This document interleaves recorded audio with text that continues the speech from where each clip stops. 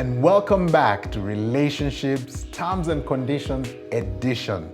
We have been talking about, or we started a conversation on the last video where we're talking about the terms and conditions of relationships. Now we highlighted how in today's modern era, we're getting more and more technologically advanced, and in becoming more technological advanced, there's so many apps that do so many things, and before we accept these apps, the one thing that we have to do is click on that little box that says accepted terms and conditions. A lot of us don't read them. I know I don't, confession. So they get me all the time. I don't know what all information is out there on the web about me, but yeah, that's how we're living, and we say that this has been replicated in our relationships. We do not think through or consider the terms and conditions, so we are struggling within our relationships. My name is Emmanuel G. I'm the founder of iVow, and I'm passionate about all things marriage, and I'm excited to continue this series for you. Today we'll be talking about roles. Last episode we talked about rules. This episode we're talking about roles, the different roles. So what are roles? Roles are the functions assumed or the functions given to or by a member of the family for each one to play to keep the home running. Now, just like roles have there are three types of roles. There's the formal roles, the informal roles, and the hidden roles. The formal roles are the ones that are stated, one that every family member knows. This is what we talked about in the last episode, so please go and check out that video. So we're going to be doing a continuation, throughout this series. So formal roles are the ones that are stated and every single family member knows, including the children. They are totally aware that this happens within the home. For example, some of the roles that we have or are known because it is spoken about is this one is very cliche, but daddy handles the finances. Or mommy is the one who runs the kitchen, who does all the nurturing work. Daddy is the one who goes out to work. Now, I'm not saying that this is how it's supposed to be, but I'm just saying traditional roles as we have seen them, growing up or in different spaces. So some of these things are some of the roles that we know and we understand. And this play a part in who we are, because if I saw that it was my father who always went out and did work, or my mother who went and did work, and my father was at home, then automatically by the time I find my partner or my person, then I expect that she will be the one to go out and I take care of the home. So these roles are very important in knowing, and it's important to have this conversation. There's also the informal roles that happen. Again, these are the ones that are unspoken, but because we see them played out within the context of the home, then we know that this is a role that so-and-so plays within the home. For example, we know that, my brother or sister, Jane or John Doe, is the one that we run to when there's conflict, just because they know how to handle conflict. They just receive it with so much grace, listen to it so well, and they're able to bring both parties together. It's not a role that is stated, but because of their gifting, because of their personality, then we are able to go to them and say, hey, so-and-so is doing this, so-and-so is doing this, and they are able to take care of us. Some roles, informal roles, especially within the African context, is that I am the firstborn. So I will be taken to the good schools. Money will be spent on me. The serious investment will be spent on me. And then guess what? Then I, in turn, am the one who's going to help my parents raise my siblings. This happens quite a bit within the African context. So it's an informal role. It's not spoken, but we just sort of kind of know that it will happen. Then there are the hidden roles. Of course, these ones normally have a negative connotation, but these are the roles that we don't talk about because they bring some shame or guilt within our family.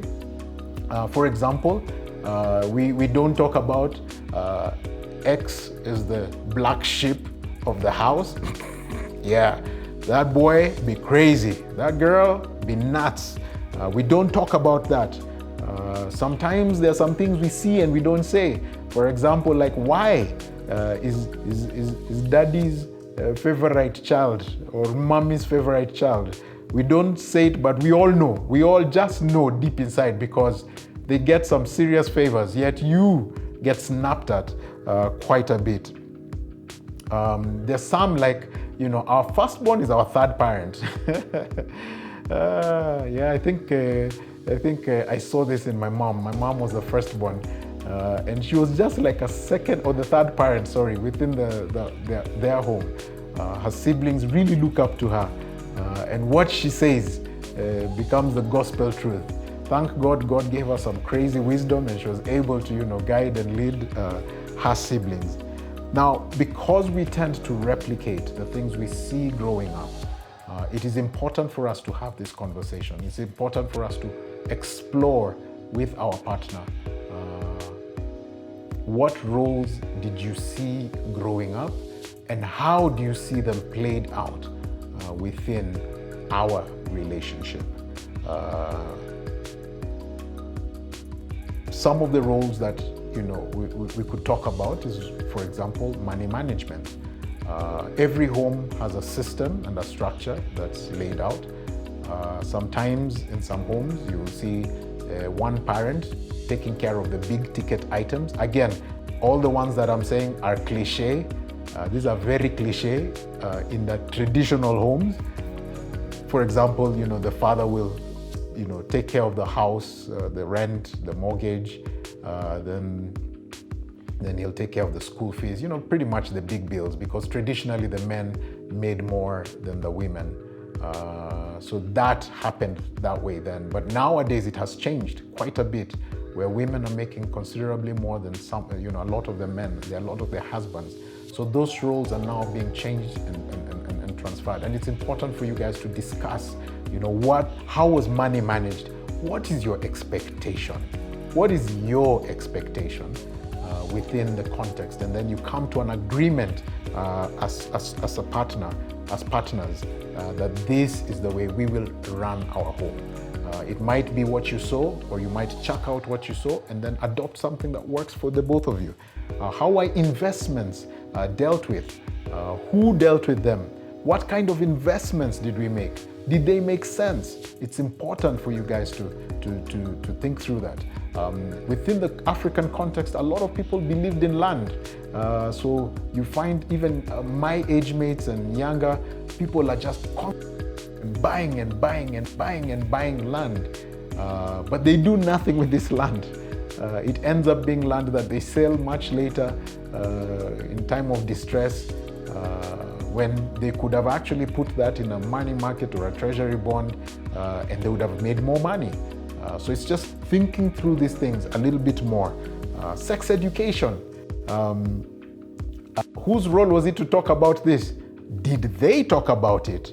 How are you going to talk about it? It's important to have this conversation because you need to teach your children about sex education. In fact, I believe a lot of us are messing up because our parents did not teach us. And if they taught us, some of us, it was demonized, especially in the Christian setting, and in the African setting and in the Christian setting. It was sort of kind of demonized, and we don't talk about it. I remember some of my friends still telling me how, their parents came with, there was a video that used to go around about, STDs and AIDS and the impact of it. And that was sex education.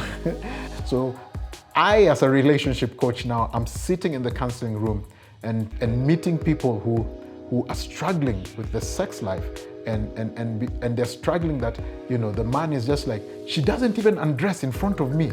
The lights are always off. Yet this, he just wants to see a little some, he just wants to see a little some. You can't blame the brother. But the girl has been raised in a conservative home, and she just doesn't know. The boy has not been trained how to take care of the woman. So he comes in there with the things and the knowledge that he has, probably based on porn or the movies. And this girl is miserable, super miserable. Guys, it's important to have this conversation with your children, and you both have to be in it and just discuss how are you going to do it that works for both of you. Discipline. Whose role is it to discipline? Now, growing up in our home, the primary disciplinarian was my mother. Guys, I got beat up with belts, with sticks, with hands.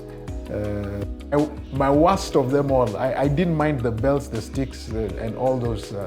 My worst was when my mom decided to lecture me. Oh my God. First of all, she would talk for an hour and a half, almost 2 hours. Second of all, by the time she's done, you're crying because she has made you feel guilty and you feel like the worst human being ever. So I'd rather the sticks and the stones any day. But the words, stay away from them. But yeah, my mom was the primary disciplinarian, but my father was the law in the house. And we all feared him. You know, when he would walk in, you know, it's almost like that thing, you light, you turn on the kitchen light and all the roaches run into the place. Yeah, that's the house. Well, he wasn't that bad, but he was the law. He definitely was the law. Spirituality. Whose role is it to lead and guide the family? Now, for some traditional people who believe in Christianity, spirituality is the man who is the priest of the home. And that's what the Bible talks about. In different religions, it's the same. But we see a lot that it's the woman who always is constantly pushing the spirituality on the children, taking them to church and stuff. I remember my mom used to wake us up at 4 in the morning. 4 in the morning. And she used to make us, pray first before we studied and then got ready and then to go to school. But in the prayer, I remember, and it has become my routine until now, she would make us pray through Psalm 23, Psalm 91, and a couple of other scriptures. But now I can quote those scriptures like the back of my hand in different, versions. But that's a story for another day. Parenting, how are we going to do this? I get lots of people complaining, he's not present. He doesn't do this. He doesn't change diapers. He doesn't carry the baby. He doesn't take care of the baby. I'm so overwhelmed. Guys, you can't be doing the same thing that you did. You guys need to agree. This is a partnership. We're in this 100-100, not 50-50 or 70-30 or 60-40. No, we're in this 100-100. So it's important for you to bring your best foot in there and agree what you will do. Now, gentlemen, I don't expect you to breastfeed. You are not wired to do that. But there's different things that you can do. Mama can express her milk, and you can take the night shift so that she can get some rest. So being considerate and thinking through these things. Conflict resolution. Whose role was it to play a part in helping support the family? Figure out conflict and what it means and how we resolve our issues. So make sure you have that conversation. And work. What's the role around work? What do we do? I got this friend of mine who very smart. They own this business whereby they have delegated one will be at the business a little bit longer than the other, and then the other one will be able to make time for the family. Now, not that the one partner does not support the family. It's just that they're able now to create a balance so that the kids do not feel left out, but they constantly feel the presence of the parents. And I think it's a very amazing, but it's a conversation that they came to an agreement over, and it's working and supporting. You see, when you work and support each other, then it works for the entire family. altogether. And there's many other things that you could discuss, many other topics in terms of those roles that we play a part, roles around, running the home, roles around cooking, the kitchen. That's a big one. I hear a lot of women saying that I'd like a man that can cook. It would just be so awesome. Well, my wife got a man that can cook, and that's my role. But in the African setting, it may not be as glamorous as it sounds, because we still have so many traditions where it's a taboo for the man to be in the kitchen. Just the modern people who live within the urban areas may be adopting this. So how then do you handle that? I love to cook.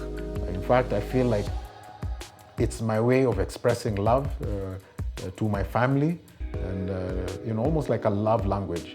So when I cook with everything in me. I take my time, put the best, and allow everything to simmer and just be perfect, so that they can enjoy.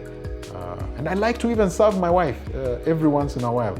I put it and plate it for her and present it for her. That's not normal within the context of the African tradition. But the truth is, it's my strength, it's my passion. So that role is one that I take, and I'm excited to take it.